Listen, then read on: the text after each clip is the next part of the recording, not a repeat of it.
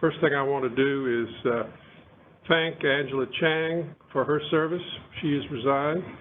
And I want to particularly thank Bob Brink, who was a wonderful leader and a role model for me in this seat. And I really look forward to trying to be as efficient and even-handed as he was for the years that he was here. So we will definitely miss him. I have some folks I'd like to introduce. We have some new members, and I'll do this in the order in which they were sworn in. Matthew Weinstein is an attorney. He has a long history in the political arena, and he has been on the Arlington County Electoral Board and has chaired that. So he comes with a lot of experience, and we look forward to his help and expertise. Welcome. Yeah. Thank you, Chairman O'Bannon. I look forward to serving with other members of the board and also participating with members of the public in administering fair and free elections. Great. And to my left is former State Senator Rosalind Dance, whom I know really well. She has had many years of public service. She actually is a nurse by profession, so I'm sitting here between two nurses. And she was Mayor of Petersburg, and she's been elected office for many years, and we are really appreciative of her willing to step up and serve as Vice Chairman. Welcome. Thank you. I feel welcome from the moment I stepped in the door. There's a lot of people that I still know. They might have forgotten me, but I'm still here. And I'm looking forward to being on the other side. I've been on this side of the one trying to get elected, and I made it quite a few times. So now it's good to be on the other side to see how we ensure that the elections are fair and done well. I'm very excited about this position, and I take it wholeheartedly, and I will do my best, Mr. Chair. Thank you. So the code provides that the governor appoints the chairman and vice chairman from different political parties. That has now been accomplished. Everybody's sworn in. The next order of business, before we present the minutes of the last meeting, is that we need to pick a secretary for the State Board of Elections, and that is our job. So, Delegate Merrick. I would move that George Alvis Long be secretary. Is there a second? All right. Any discussion? Call the roll. Chairman O'Bannon. Aye. Vice Chair Dance. Aye. Delegate Merrick. Aye. Mr. Weinstein. Aye. Secretary Ellis Long. Aye. Okay. All right. Did you present the minutes? I will. We submitted the draft minutes on January 18th meeting, and I would ask that they are before us. Anybody have any questions, corrections, or additions? Mr. Chairman, I move the approval of the minutes. The acceptance of the minutes. Great. So, all right, call the roll. I certainly will. Chairman O'Bannon. Aye. Vice Chair Dance. Aye. Delegate Merrick. Aye. Mr. Weinstein.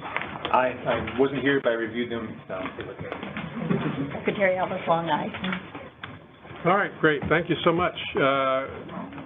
Commissioner Beals. Thank you, Chairman O'Bannon. Good afternoon, Mr. Chairman, Madam Vice Chair, members of the board. We have an extremely full agenda today, so my comments are going to be brief. I did want to take an opportunity to thank the registrars and electoral boards and officers of election of the 15 localities for their work on the February 21st 4th Congressional District Special Election. Those include Brunswick County, Charles City County, Chesterfield County, City of Colonial Heights, Dinwiddie County, City of Emporia, Greensville County, Henrico County, City of Hopewell, City of Petersburg, Prince George County, Southampton County, Sussex County, Surrey County, and the City of Richmond. All of these registrars' offices worked to get this election set up. They tested all of their voting equipment and offered early voting to voters. So we thank them for their dedication to their voters. We actually have an election today. Today is Election Day in Virginia. There is a special election occurring in King William County for the treasurer. We also have several upcoming special elections that we are preparing for, and some already have early voting underway. The Senate 9th District, which includes Hanover, Henrico, Charles City, and Richmond. That election is coming up on March 28th. The Greene County Clerk of Court is coming on April 4th, and the Frederick County Board of Supervisors is coming up on April 11th. When you meet next time in April, you'll be certifying the results of this March 28th election. I also just wanted to thank our policy team for their fantastic work throughout the session that we just completed. Our team's efforts were led by Rachel Lawless and Ashley Coles, but everyone played an important role in tracking bills and responding to requests for information, so just a special thanks to them. And with that, I'll turn it back to you. Thank you very much. It almost seems as if every day is election day in Virginia. More truth than poetry. All right. Mr. Saunders, welcome. Thank you, Mr. Chairman. In preparation for today's board meeting, elect staff completed a number of verification procedures to ensure that election data entered for the February 21st, 2023 congressional special election entered by localities was accurately reflects what happened on election day. Elect staff verified that voter turnout, provisional voter turnout values had been entered for each precinct. We also verified that the locality's abstract vote totals for each candidate matched the election results that had been entered in advance. After the voter turnout and election results were entered, elect staff ran several election error results reports to verify the accuracy of the local election data entered. This verification process by elect staff positions the state board to better determine the veracity and accuracy of results reported by each jurisdiction. Elect staff has prepared a written statement document for the board members to sign once the abstract totals have been read and confirmed to be accurately reflected on the written statement.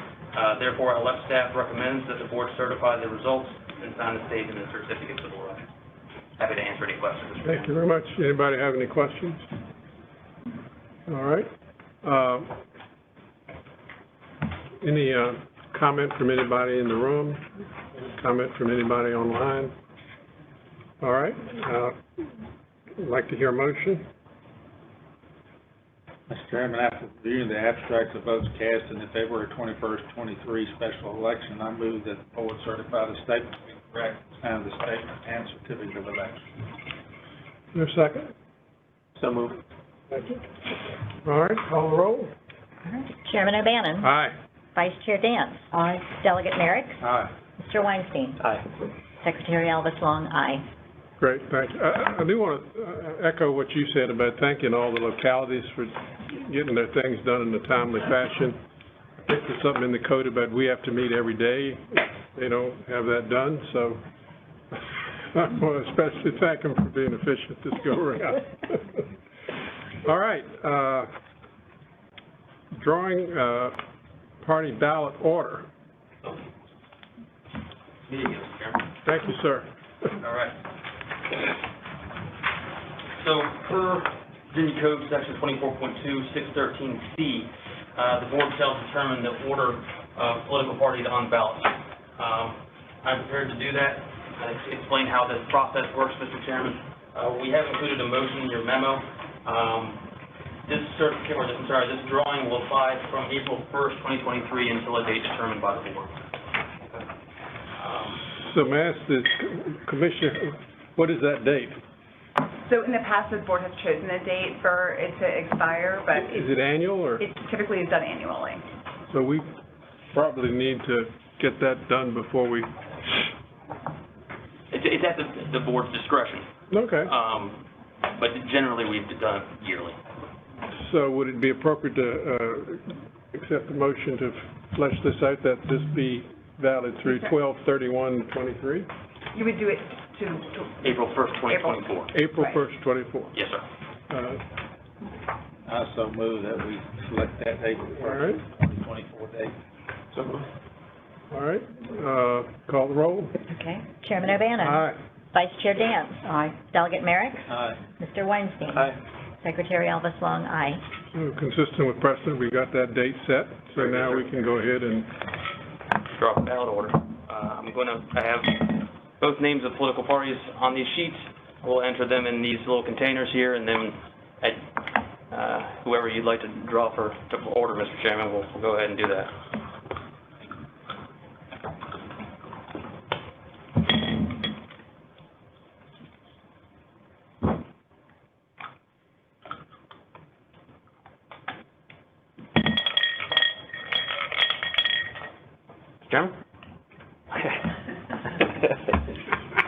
my good friend.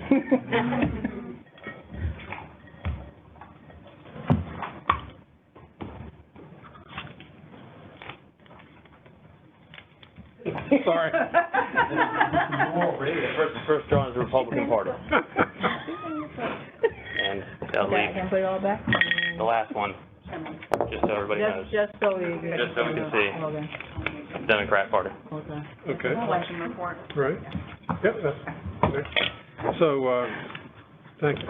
Let me, just make a quick comment. I've been thinking about how best to handle public comment, and I think we will probably continue to allow folks to make public comment about agenda items as we go through them, with a couple of provisions. We will start with folks in the room, and then we'll do folks online, and we're going to limit the comments to 3 minutes, and we will not be very comfortable with repeated comments that say the same thing. So please be concise when you make your comments. Also, for those folks that are interested in being part of the public record, Ms. Tyson assures me that all of these meetings are videoed and put on YouTube, so that comment will be available. And if you choose to submit something in writing, it will be appended to the minutes of the individual meeting. So if you want it to be written, send it to Ms. Tyson at info@elections.virginia.gov. info@elections.virginia.gov. So that is the way, hopefully, we'll go forward for the foreseeable future in accepting public. We'll not have public debate, but we will certainly take public comment. All right, so, Ms. Lawless. Good afternoon, members of the board. Today I'm presenting Elect 2022 General Election Retrospective. Following each November general election since 2018, the Virginia Department of Elections has published a post-election report to create both a historical record of the election and provide a transparent overview of election administration in the Commonwealth. This report highlights several different aspects of election administration, including law and regulatory changes, election participation statistics, elections administration tasks and compliance metrics, as well as special topics related to any given election. This year, ELECT expanded on the success of previous reports by incorporating 2 surveys into the narrative of the 2022 general election. The surveys are part of a broader effort to solicit more grassroots feedback, as well as incorporate evidence-based policy recommendations into the work of ELECT. These 2 surveys that we used this year was the Karsh Institute of Democracy at the University of Virginia, sorry, I went to the University of Michigan. Post-election survey and a survey that ELECT policy staff also created, which went out to 133 general registrars, which we received a 66 response rate for. While there is a lot of great information in this report, and I hope you all have the chance to read it, there are some key takeaways that I want to give you very briefly. During the November 22 general election, there were 521 contests on the ballot and over 1,488 candidates. 49.69% of voters turned out to vote. 88.1% of voters surveyed in the University of Virginia survey indicated that things ran very well and that no problems arose in their precincts. And this was an increase from the data collected in 2021 in a similar survey. Over 90% of respondents encountered no problems with their voting equipment when surveyed by the University of Virginia. ELECT also saw significant reductions in online voter registration complaints compared to previous years. I'd like to take a moment to thank the policy team, Steve Kosky, Ashley Coles, and Claire Scott for their work on this report. Any questions?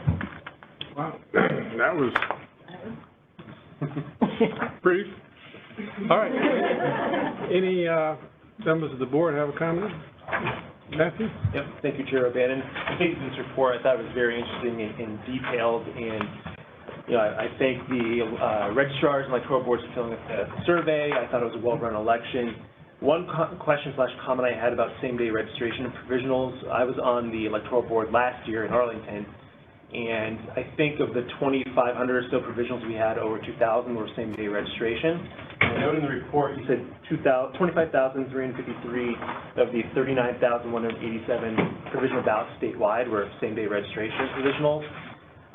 So I know there are some logistical challenges for processing same-day registration applications, whether they be new registrations, updating registrations, all of that. Is there something we think about going ahead to 2024? Because I think this issue dovetails with the certification timeline. I know the Arlington Electoral Board, we spent about 20 hours adjudicating provisional ballots last year, and that's for, 2,500. I mean, 2024 election, I imagine, is going to have considerably more than 2,500. So just thinking of the certification timeline and the anticipated increase in SDR provisionals, what we can do to possibly speed up that process. So I'm glad you asked that. We are bound by code with certain deadlines, but that being said, ELECT has convened a work group that is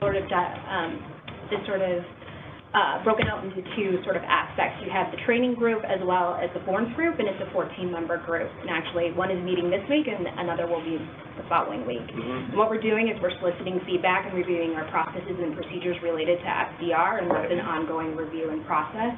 Additionally, our annual training will cover lessons learned, do's and don'ts, and FAQs. We're actively designing a course for officers of election, as well as general registrars to kind of go over and fine-tune these processes. So working within the code limitations, soliciting grassroots feedback, we're going to take the lessons learned from 2022 and do the best job that we can. Got it.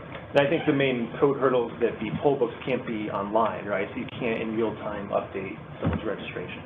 Correct. So then you cast a provisional ballot until you can verify that they are registered. Right.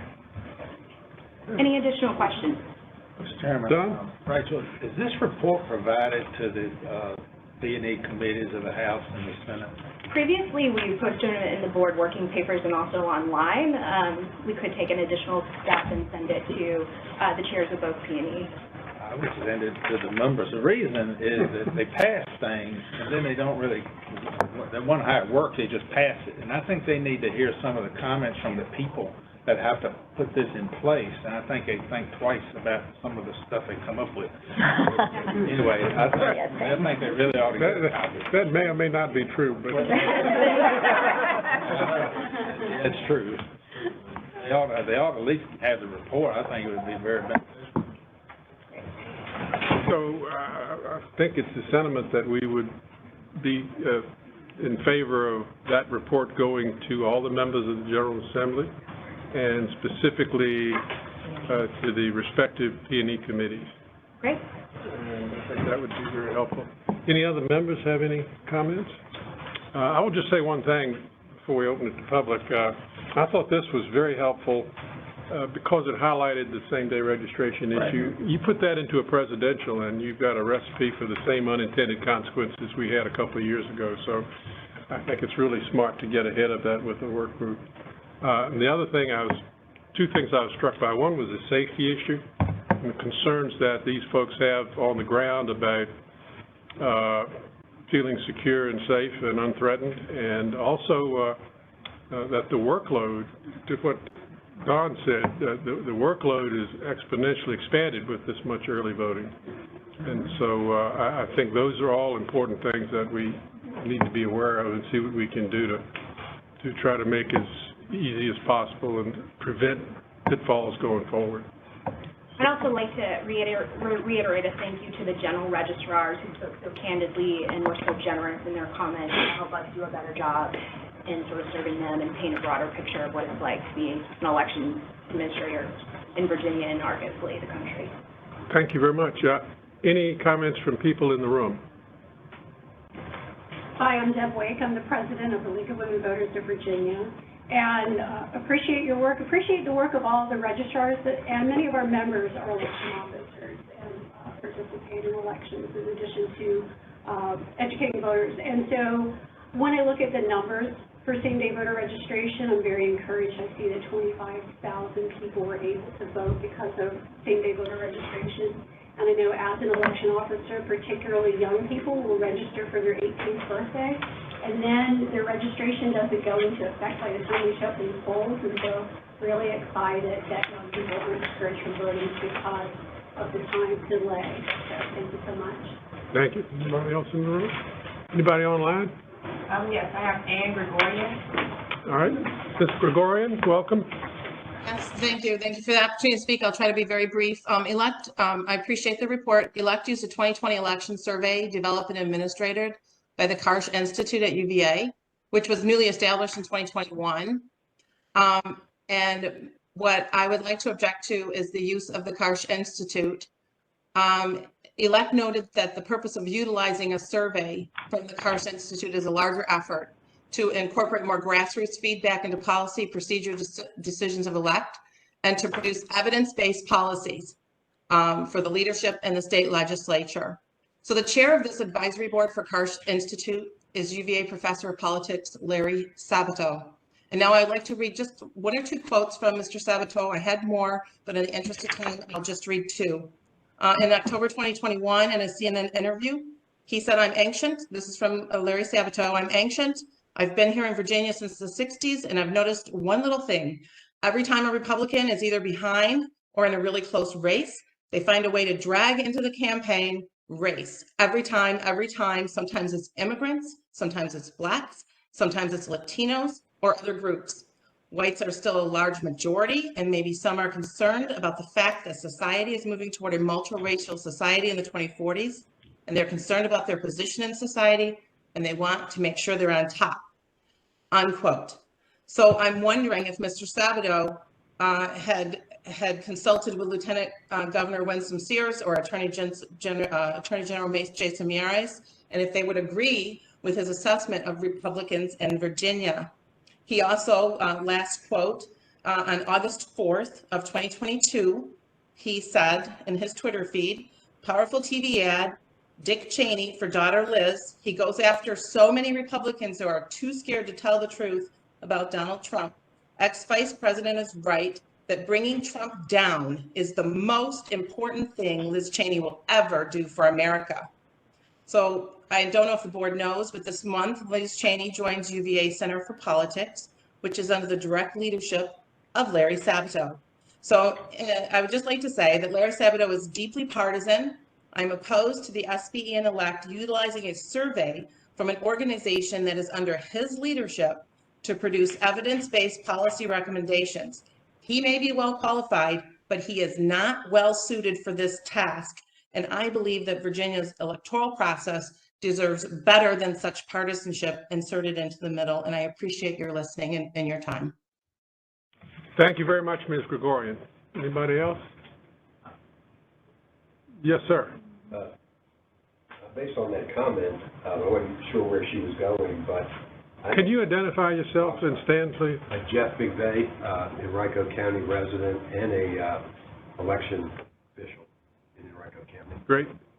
So, yeah, go, just tell us, yeah, make your comment. Yeah, I don't know where she was going with that, but I have followed Sabato on Twitter over the years, and he said some really outrageous things. So I don't know what that position is all about, but somebody ought to look at some of these public comments he makes. They're very offensive. Thank you, sir. All right. Going once, going twice. Thank you, Can I Rachel. make a comment, sir? This is Shelley Oberlander. I'm online. All hear me? right. Can you hear me, sir? Yes, ma'am. Go right ahead. Okay. I'm an election officer. I was a chief in Loudoun County for the 2022 general election. And I just want to say, I don't know why all the registrars didn't respond to the survey. However, just from boots on the ground in Loudoun County as a chief, I thought the same day registration was a significant burden on the election workers. We normally have about 300 provisional ballots in Loudoun County. We had close to over 2,000, almost 2,500. So it was 7 times more provisional ballots. They were not properly filled in, a lot of them. And if they were still, we were required to count them even if there was no apartment number as well. It takes a lot of the election workers' times because it's a unique day. There's a lot of days to register to vote, but it's a unique day on election day because you have to vote in your precinct. To determine that the voters in the precinct takes time, is sometimes difficult, as well as there's no internet, as was already stated, so there's no way to really verify, except for the registrar, to verify later that they've not voted anywhere else and they weren't registered in any other precinct. So it's a very confusing thing, and I know the report kind of says that it went smoothly. it was an incredible burden on the election officers and on the registrars especially. They worked, I know ours worked the entire weekend trying to verify the provisional ballots because there was like 7 times more because of same-day registration. So I just wanted to go on the record saying from someone that worked it, that I'm not in favor of it. I know it's a law, a legislation change that has to occur, but I just wanted you to know that, the report, I'm not sure indicated that because it indicated it was smooth, and I disagree. I think it was an incredible struggle and burden on the election officers and the registrars. Thank you, sir. Thanks for your comment. All right, we'll close out this portion of the agenda. Thank you, Rachel. I'm sorry, Ms. Elizabeth Block has her hand raised in regards to this agenda. All right, Ms. Block? Yes, hello, can you hear me? Yes, ma'am. Yes, thank you so much. I did read through the post-election report. There is a mention of the Demtech poll book issue, and there were some issues identified with faulty chips and a few other things. And I just want to quickly mention, we in the Commonwealth do not have system assurance testing on software and hardware of all components on our voting systems. This would include wires, chips, all kind of internal components. And if we actually had system assurance testing on our voting systems, this Demtech issue with the chips would have been caught before the election. I encourage the Commonwealth to please employ a system assurance approach to our voting system testing. And currently the Commonwealth has no testing standards or assurance that Demtech has actually fixed the problem for the future. Thank you very much. Thank you very much for your comment. All right. Thank you very much. Next item is, and I'm sorry I went out of line there for a minute, item 7, Scott. Mr. Chairman. Hello. Good afternoon, Mr. Chairman and members of the board. I'm here presenting on proposed amendments to Regulation 1 BAC 20-60-80 and perform that company. Pursuant to the Code of Virginia, 24.2-671.2, the State Board of Elections prescribes the process and methods for conducting disciplinary audits, also known as RLAs, in the Commonwealth. This includes those RLAs that may be applied for by local or board. After listening to comments from the public, discussion with members I'm watching it, yeah. And much research from ELECT staff, ELECT is proposing amendments to the disciplinary audit request regulation and form to allow for the batch comparison method. Just wanted to give some highlights here. For one, we did a definition for a contested race. It's defined as a contested race wholly contained within the jurisdiction of the county or city for which an electoral board requesting a disciplinary audit occurs. It also gives such steps for choosing a method, requiring a majority vote of the local electoral board. This is all encompassed in the form, which is also in your board working papers. As you can see, there's a choice for ballot polling and batch comparison there. And with that, ELECT staff recommends that you approve the amendments to the regulation and form. Thank you very much. Any members of the board have any questions or comments? Just a couple clarifying questions, and thanks for this. I'm still getting up to speed on RLAs and the technical nature of it.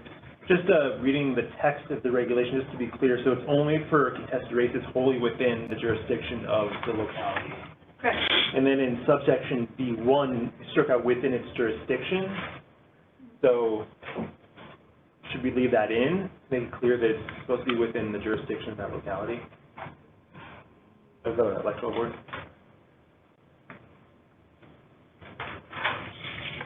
So here we have where we're using that definition of the contested race. As we state in A, that for the purpose of this section, that's within that jurisdiction.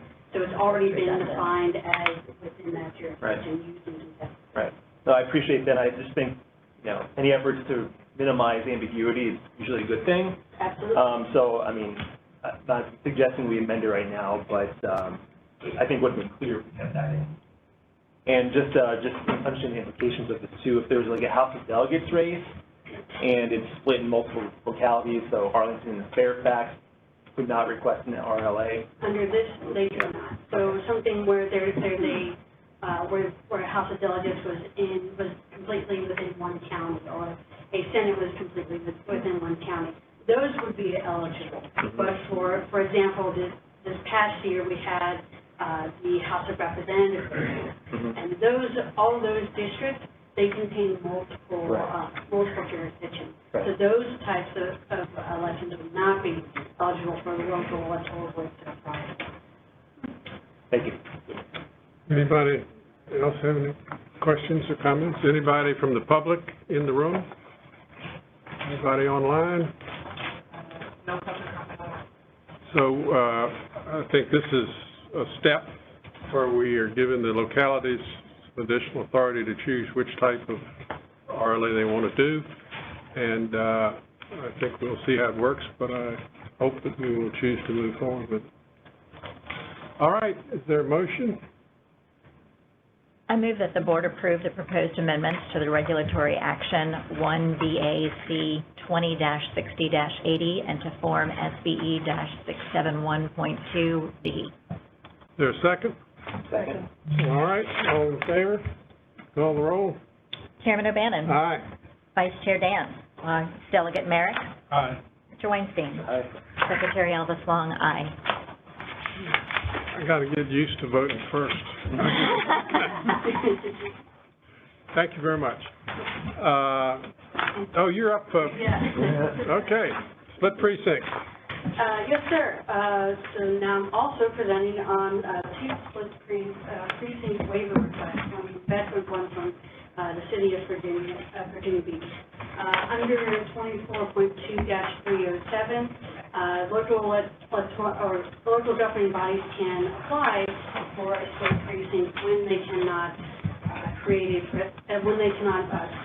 split precinct, or when they cannot create independent precincts with the requisite amount of registered voters. Under that statute, there are different thresholds for a county and different thresholds for a city. So for a county, the minimum required is 100 registered voters. For a city, it's 500. So let's go through these two split precinct waivers that we have today. So Bedford County first, as I just said, the threshold for a county is 100 registered voters. This split precinct waiver was previously applied for last year and was approved by the State Board of Elections at their May 24th meeting. It currently only has 2 voters in the split, and it appears that that continues to be the case here. So as this does not meet the minimum threshold, we recommend that the State Board of Elections approve this split. Thank you. These are taken individually, I think, and if you notice that the board has the 3 options, one to approve, one to deny, and one to defer. So it's been presented for Bedford. Is there a motion? I move we approve the split for Bedford. Second. All right. Well, any public comment on this from the room or video? All right, thank you. Call the roll, please. All right. Chairman O'Bannon. Vice Chair Dan. Aye. Delegate Merrick. Aye. Mr. Weinstein. Aye. Secretary Elvis Long, aye. All right. All righty, moving on to the City of Virginia Beach. City of Virginia Beach recently applied for this very same split precinct. It was approved in August of last year at another Board of Elections meeting. Previously, this split precinct had 232 registered voters. It is now up to 238 registered voters. As this still does not meet the threshold of the 500 set by the statute, Election once again recommends that the board approve this split precinct. Thank you. Any questions from the members of the board? Any public comment in the room or otherwise? Okay. Is there a motion? I'll move, I keep thinking all of it. I'll move we approve Virginia Beach. All right, please call the roll. Chairman O'Bannon. Vice Chair Dan. Aye. Delegate Merrick. Aye. Mr. Weinstein. Aye. Secretary Ellis Long, aye. Let me ask you a question. Do we see these every year? Yes, so under that same statute, they have to reapply each year, Forever? until they can heal it. Or live with it? Okay. Yeah. Okay. Or until Virginia Beach Thank gets you. a couple more hundred. Yeah, they did that, 300 or so. All right, thank you very much, Guys, ma'am. let's get a little farther to go. All right, Ms. Alexander. Good afternoon. We're moving along fast today. I was expecting to wait for a while. First thing I'd like to do is, you remember the last meeting, I was a little frazzled because I was all alone. Campaign finance has now tripled in size. I now have Emily Mynarski and Donald Gaines joining me in campaign finance. So we'll have all of our acts together here pretty soon and provide great customer service across the Commonwealth. Today you have before you the memo to finalize all of the decisions you made in January regarding SCYA. So if you have no changes that need to be made, you make the motion, and I have all the orders to be signed. All right, any questions? I think we covered. Any public comment? All right, so I think we can take these as a block unless somebody wants to pull one. Is there a motion? Since I was here. Yeah. I move that the board finalize the decisions made on the 12 stand by your ad violations assessed at the January 18, 2023 State Board of Elections. Call the roll. All right, Chairman O'Bannon. Aye. Vice Chair Dan. Aye. Delegate Merrick. Aye. Mr. Weinstein. Aye. Secretary Elvis Long, aye. Great, all right.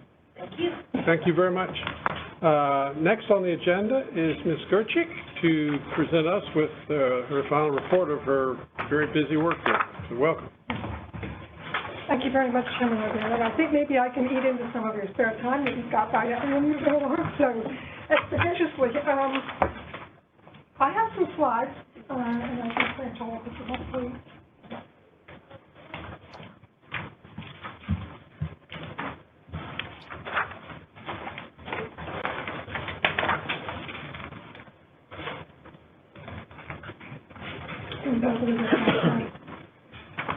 Okay.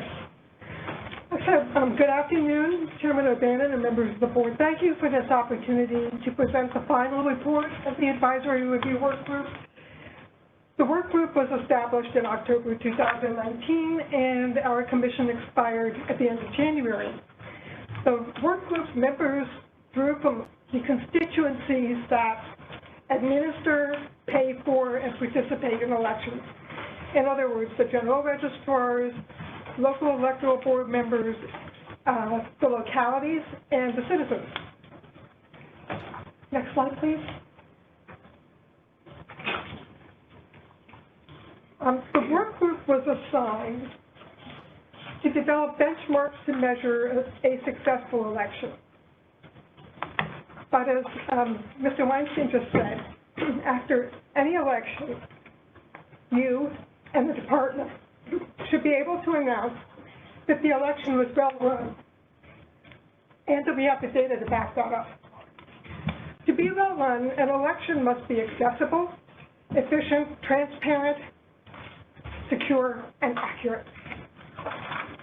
In conversation in early 2020, with Chairman Brink, then Chairman Brink, and Commissioner Piper, we agreed that the analysis should include all the key stakeholders, and there has to be enough data and substance to support a valid conclusion, but not so much of it that it would take too long to issue a report, such as the report that Rachel gave you earlier.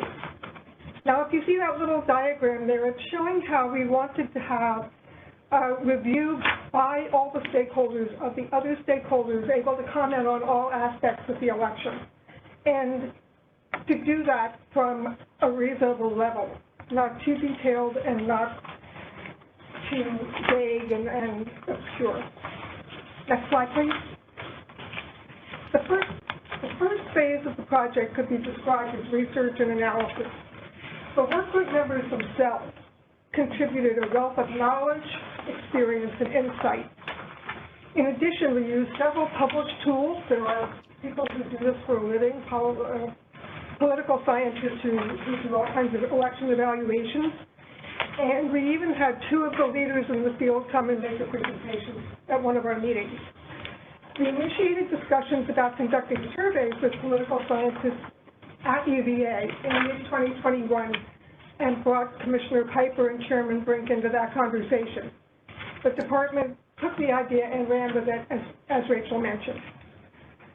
Compliance with the law and regulations is essential, but that is simply a baseline assumption. Just because you've checked all the boxes doesn't necessarily mean you've got a well-run election. There's more to the story. In our report last April, at the end of phase one, we identified 145 elements, sub-elements of an election. We also figured out that much of the data to evaluate is already available and collected. But those data tend to be quantitative, such as the number of citizens who voted and how many voted early. We added the concept of qualitative measures. For example, you can ask the voter whether instructions were clear or confusing, and even why the instructions confused them.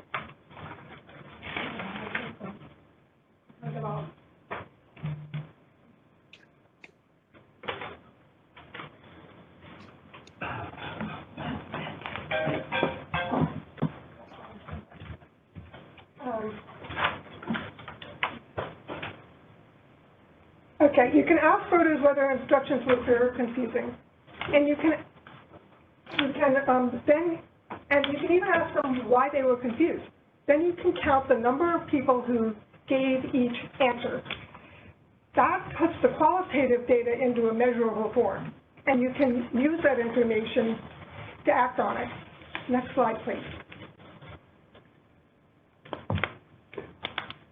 Okay, then we narrowed it down to pick priorities to focus on. Those are key elements that are not measured or that need additional measurement. They must be objectively measurable, not how people feel about an election. Next slide, please. We came up with 9 priorities, and we sequenced them temporally from voter registration, recertification of an election. We have 31 recommendations for those 9 priorities, and I'm just going to give you a sample, a few highlights here. Elect compiles statistics on voter registration. We need data on same-day registration, which is new, as you know, to help fine-tune the procedures.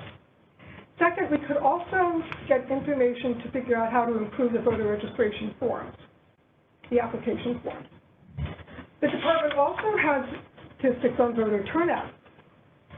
While people choose not to vote or don't vote for whatever their personal reasons might be, if there are barriers that keep them from voting, we should find ways to enable and encourage registered voters to vote.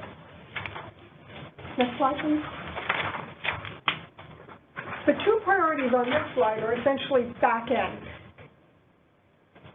These are not areas where the public has access. The registrars and their staff work daily with the voter registration system.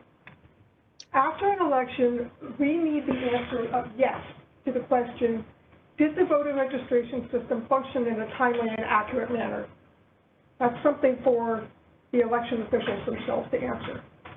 It goes without saying that cybersecurity is essential for the voter registration system and all voting systems. The physical security of offices, storage spaces, equipment, and the ballots is also critical. The state and the localities must provide for these priorities.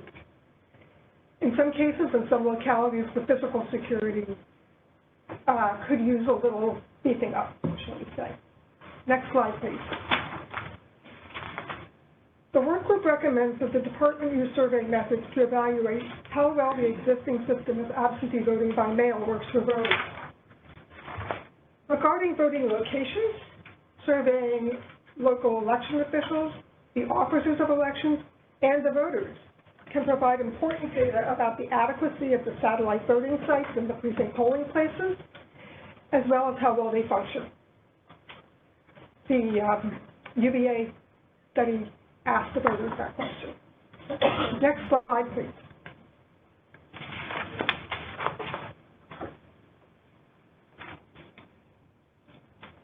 As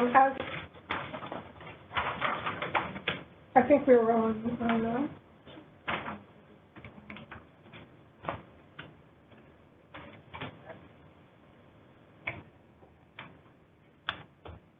I think we're on We're on 9. You're on the next. Oh, Okay. there you go. Now we're 9. Yep. As you know, in 2022, we debuted both same-day registration using provisional ballots and the allocation of ballots that are counted in the central absentee precinct to each voter's home precinct. The work group recommends gathering and analyzing information to further develop standards and best practices for both those procedures. And as Rachel mentioned, there's already work being done on same-day registration. So that recommendation is in progress. And next slide. The two major sources of information that are readily available right now are the ELECT website and the reports after each election. They contain the bulk of the data needed to evaluate an election. They're there now. We're good to go. The recommendations in this report are pretty much common sense, and they can be implemented. As the 2022 election retrospective indicates, ELECT has already adopted some recommendations. Commissioner Beals has been most receptive. The department conducted a well-received survey of registrars, and as mentioned, is utilizing the post-election survey conducted by UVA's Karsh Institute for Democracy. The concept of benchmarks is fluid, but Virginia scores well. The U.S. Election Assistance Commission has a highly detailed election administration and voting survey, and Virginia answers 100% of the questions. Virginia ranks 18th in the country according to the nation's leading election performance study. Our certification standards for election equipment exceed federal standards. And if the Commonwealth continues to conduct evaluations, our elections will continually evolve, so that benchmarks are not a fixed notion. Finally, I'd like to thank you, the board, and past Chairman Brink in particular, for establishing the work group. Commissioner Beals and former Commissioner Piper were engaged and helpful. The work group members provided expertise and a vast trove of experience and good guidance that made this report possible. They deserve great appreciation, and I want to identify them. They are Tammy Johnson-Beard, Katie Boyd, who's in the room with us, Joseph Bulova, Barry Condry, Jason Corwin, Ken Cummings, Kate Hanley, Walt Latham, Tran Wen, Allison Robbins, Barbara Tabb, and Rhonda Taylor, who replaced Joanne Speeden, and Joanne became president of the voting, effectively, the Virginia Election Board Association. And thanks also to the ELECT staff, Rachel and Franchelle Tyson, who supported us throughout. Thank you for your time, and I'm happy to answer questions. Thank you very much. That is a remarkable report. Any members have any questions? Anybody from the public? Okay. I do want to say a couple of things. I really appreciate all your, that's a lot of work, very thorough report. And I particularly want to thank you for mentioning the dollar signs and bringing out the fact that elections cost money. And we can't continue to shortchange people that do the work in these elections.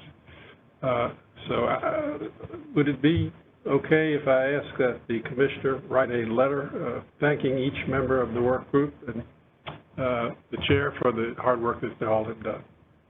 Okay? Very good. Thank you very much. All right. Ms. White Stewart, welcome. Oh, welcome. Good afternoon. The first memo that we have on there is an update of the certification testing process, which contains the background information, the solutions, and the current status. ELECT supervises the certification of the voting system testing laboratory with the voting system testing laboratory experts. The voting system testing laboratory is certified by the Election Assistance Commission, which is a federal agency. The updates of the standards that we're asking to clarify is on the current process that the leadership has directed us. As noted in the memo, ELECT has an issue with certifications costing more than the vendor's certification fee in the past. The solution proposed changed the process in the new standards. elect followed that process until most of 2020. Because of the cost of the solution that we proposed, Virginia lost a longtime vendor, and 9 localities were impacted greatly. Leadership directed elect to return to the way the certification process was previously done, which was on-site in Richmond. Elect increased the vendor fees to ensure that all the costs were covered. The return to the previous process and increase in the vendor's fees has worked out very well.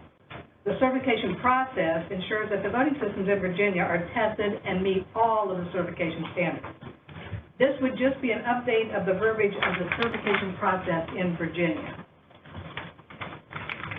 All right, a little bit inside baseball, but this is bringing it back in-house and trying to do it efficiently and economically. Do any of the board members have any questions? Anybody from the public in the room or online? Online, I have Mr. Ned Jones. All right, Mr. Jones, welcome. Thank you very much. Can you hear me okay? Yes, sir. I'm not sure, I may be out of sequence here, but I have to get off the call and I wanted to just make a brief comment. There's a letter in the packet about certification from SLI to Commissioner Beals, and it may be in your next item. I'm sorry, because I didn't realize there were 2, but my comment is this. Every time I check the certifications of either the poll books or our equipment, there's always something missing. And their letter even states several components of the system were not reviewed. And I think it's important when we review and certify our election equipment, we include all the components.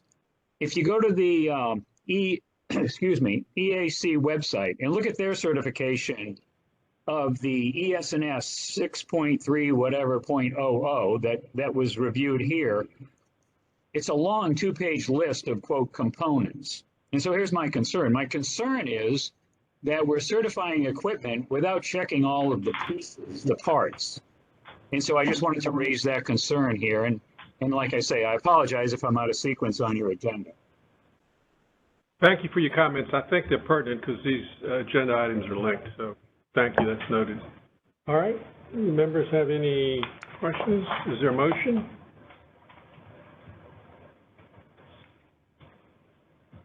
I so move, Mr. Chair.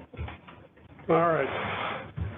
Motion to approve the current process as presented for certifying voting systems, electronic poll books, and update the sections and standards. Is there a second? All right. Call the roll. Chairman O'Bannon. Aye. Vice Chair Dance. Aye. Delegate Merrick. Aye. Mr. Weinstein. Aye. Secretary Elvis Long. Aye. All right, thank you. Next item, Ms. Horstert. Yeah, this is the certification of the election systems and software, their new 6.3.0.0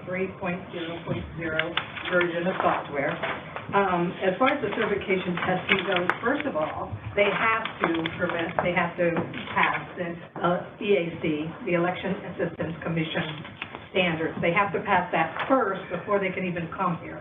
So everything that they passed in the EAC has already been completed. The comments that they made was basically on a penetration report, and its penetration report on the software. But the election systems and software came in here in November 28th. They asked for to be certified to the new standards. They provided us their technical data package. They provided us their corporate information. They provided a check, and so we then moved forward with the evaluation. We tested from the 9th through the 13th of January. And then they performed a mock election in Spotsylvania on February 17th. They did bring in 2 new units of equipment, which is the DS300 and the DS950. So it expanded their types of solutions that they offer their clients. Any questions? All right. Any members of the board have any questions? Anybody from the public in the room or online? Mr. Chairman. I'm sorry, I just want to get clarification. So the statement they put in there, several components of the system were not reviewed. Do we utilize those components of the system? Those components were the DS950 and the DS300, no, the DS850. Those are the high-speed signal counts the same software is used in all the systems. So once they're tested on one, it's tested on all. It was a matter, and the SLI made sure that they put that in there to make sure they're covered. So this is a CYA state? Yeah. Okay. All right. Any other public comment? All right, is there a motion? I'll do it. Thank you, sir. I move that the board certify the use of election systems and software voting system version 6.3.0.0 in elections in the Commonwealth of Virginia pursuant to the state certification of voting system requirements. Great, is there a second? Second. All right, any other comment? Call the roll, please. All right, Chairman Aye. O'Brien. Vice Chair Dance. Aye. Delegate Merrick. Aye. Mr. Weinstein. Aye. Secretary Elvis Long, aye. All right. Now we are at a position where we will be glad to open this meeting to any public comment on an item that is not on today's agenda. We'll start with folks in the room. Anybody? First I have Jeff, McVeigh? I can't pronounce his last name, so sorry. Jeff McVeigh in Rocco County, election official. The reason I came to the meeting, I've spent a fair amount of time as a citizen looking at election integrity, and kind of coincidentally, just within the last few days, 3 additional states have canceled contracts with ERIC, which I believe is Commonwealth of Virginia's voter poll system, let's say. And the reasons are a lack of accuracy. I have firsthand knowledge of it. My father-in-law died 23 years ago. He's still on the voter rolls in Henrico County. Found that out because my brother-in-law's a junior. He goes to register or vote, whatever it was, and they go, "Are you junior or senior?" His father's been dead for 23 years. I would ask this committee to look at what these 5 states are finding and see whether or not we have the same problem. Because there have been studies done that have shown there are hundreds of thousands of phantom voters, phantom registrations on our voter rolls, and it is a recipe for disaster. In other states, for example, Michigan has 7 million registered voters, and they have 4 million actual voters. So these voting systems have issues, and that's really the foundation of it, which is the voter roll. Thank you very much. Anybody else in the room? Next I have Ann Kennedy. Yes, ma'am. Hi, just to echo him, I don't know if y'all know Matt Brainerd from Look Ahead America, but that group has done audits all over. They did do an audit of Virginia, which is a little bit more difficult because we don't do internal, and they found that there was 112,000 voters on the rolls that they found. And that's not able to look within Virginia. That was just people who've moved out of Virginia, vote out of Virginia, but are still on Virginia rolls. So if anybody wants to look him up. Back to what I'm here for today. I'm Ann Kinney. I'm from Charles City. For those of y'all who are new, on December 5th, I attended your meeting and asked for help and guidance concerning a security issue we had with our voting machines and ballots being left unattended, open, running, and unattended. We never heard from anybody after that. On January 18th, I came back and reiterated the need for help and guidance from this body. I explained that we were headed into another special election and it needed to be addressed quickly. Never heard from anybody. I am back today for a 3rd time to ask again for help and guidance. I think it's imperative that we get this election situation handled. We need a safe and secure election. We're about to go into another special election and then probably another one after that. So I think this needs to be handled quickly. I am, however, questioning whether I'm asking for help and guidance from the right body. I don't know, I just assumed. So if I'm not asking from the right body, if you could please let me know and maybe guide me to who is the right person to make sure that our county is doing it right. We started off before the 2020 election, 2022 election, we already had Homeland Security come out and do a survey and say, you're not secure, you're not doing this right, you can't just put them in an unlocked closet, they have to be secure. So we expected our county to be above board and putting some emphasis on security, and they did not. So as citizens, or as I as a citizen, I'm asking for help with the secure aspect of our voting ballots and our machines. Thank you. Thank you very much. Anybody else? Next, I have Irene Shurin. Yes, welcome. Hi, I'm from the same county. Obviously, we have a lot of issues. What I want to speak about is about incidents in the CAP that I was involved in on February the 16th, which was the 4th Congressional District Special Election. The CAP for pre-processing absentee ballots started at 3:24 Thursday, February 16, 2023, in the auditorium of the Charles City County Administration Building. Present were Danae Harris, she's the registrar, Lisa Cosby, her assistant, Gerald Barnes, Republican and chair of the Charles City Electoral Board, Kermit White, Democrat and vice chair of the Charles City Electoral Board, and 2 election officers whose name were not provided. The workers were divided in 2 units with 2 people facing each other across the table. The first unit consisted of Ms. Harris and Ms. Cosby. Ms. Harris opened the envelopes and read the names and addresses of each absentee ballot, while Ms. Cosby checked the names in the poll book. Both were speaking in a low tone, at times were whispering to each other. I was so far from the table that it made it impossible for me to see or hear the process. I was directed to sit in a chair that was 8 feet from the table. I spoke to Ms. Harris saying, "Excuse me, but I can't hear. Can you please talk louder?" Ms. Harris and Ms. Cosby did not respond and continued whispering. Since I still was not able to hear, I tried another approach. I stood up and moved 1 foot forward. Ms. Harris contacted the sheriff to remove me from the room because I was being disruptive, and I was escorted out by the county deputy. The deputy wrote an incident report.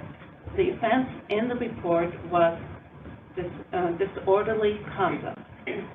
The only time I spoke in the CAP process was to tell them that I could not hear. Since they continued to whisper, I stood up and moved foot forward. Simply standing should not be considered as disorderly conduct. I felt it was within my right to move slightly forward in my effort to hear them speak. It is within the 24.2-604C that I was given permission to be in the CAP and to request that I see and hear the process. I did not ask to be close enough to see, only that they speak in a tone and a volume that I could hear. If Ms. Harris thought that my standing was such disruptive that I should be removed and not allowed to observe the CAP process, I question her ability to work with citizens from both parties in an effort to conduct a fair election. Thank you very much. Next, we have Deb Wake. Oh, you spoke? Okay. All right. And Lisa Gertrude, did you want to speak? No? She's all. Okay. That's all the public comment I had. Anybody online? I have no public comment online. Okay. Wow. So I want to publicly thank the public today for your participation and efficiency in this meeting. All right. We now have provision for a closed session, and Delegate Merrick's is teed up. Mr. Chairman, pursuant to Virginia Code Section 2.2-3711A7, I move that the board go into closed session for the purpose of discussing pending and threatened litigation. In accordance with Section 2.2-3712F, Susan Beals, Commissioner of Elections, Joshua Leaf, and Travis Andrews of the Office of the Attorney General attend the closed session because their presence will reasonably aid the board in its consideration of the subject of the meeting. Is there a second? Second. All right, let's call the roll. Chairman O'Bannon. Aye. Vice Chair Dance. Aye. Delegate Merrick. Aye. Mr. Weinstein. Aye. Secretary Elvis Long, aye. Thank you, everybody, very much. Thank you.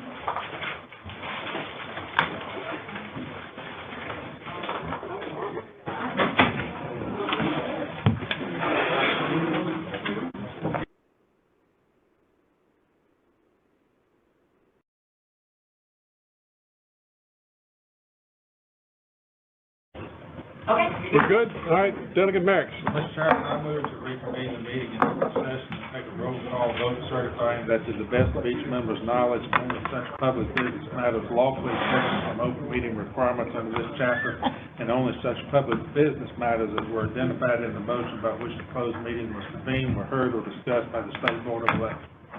I second. All right, moved and seconded, call the roll, please. Chairman O'Bannon. Aye. Vice Chair Dan. Aye. Delegate Merrick. Aye. Mr. Weinstein. Secretary Alice Long, aye. All right, we're back in open session. Just briefly, the board members, several of us were discussing, maybe, is it possible that we could get an actual book ahead of time with the papers about the same time we get our little parking passes? I can, sure. Well, I know you all are sensitive, there are timelines on when you get stuff. Yeah. But several of us like working with paper. Yeah, okay. And so, and maybe we can just get a book, and then you give us a supplement of anything that's been added after it was sent out. Would you all like those, or you don't, you want them or not? Oh, yeah. My eyes would greatly appreciate it. I read it off the computer, but that's fine. Well, if you don't want one, we don't. I was thinking, Right. I'm gonna print all these pages. So the four of us, save Delegate Merrick, would like to have a book. And we'll credit his. I'm in the 21st century. Yes, you are, you're the only one. And what I do is I print them. And then I think we, we typically have our meetings on Tuesdays? And everybody's all right with that except you, because you get a conflict with the bank meeting? The second Tuesday, I have the time. Yeah, the second Tuesday, so, for the rest of the meetings, they're kind of scattered through, but it's either on a Tuesday or a Wednesday. So our next meeting is going to be on April the 11th, and then after that, it's May 30th. Everybody okay with those? Okay, great. All right, thank you. So happy birthday to Ms. Beals, and happy pending birthday to Ms. Tyson. Any other business? Thank you, we're adjourned.